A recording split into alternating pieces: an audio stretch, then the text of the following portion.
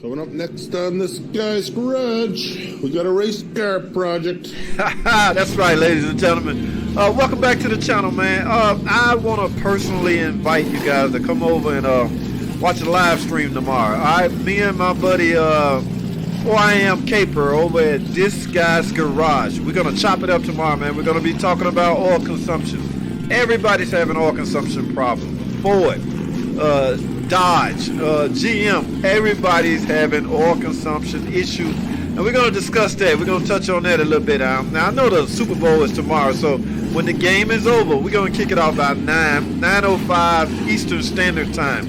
So I want y'all to join us, man. If y'all not too buzzed out, whoa, he almost lost it there. All right, man, y'all come over and join with us, man. Me and 4I am Caper, along with Online Mechanic Tips. We're going to chop it up tomorrow. Y'all come join the stream and just discuss it with us, man. A lot of talk ahead. All right, stay tuned. Come and join us. I hope to see y'all tomorrow. All right, enjoy the game. We're going to discuss the game too. All right, I'll see you guys tomorrow. I'm out.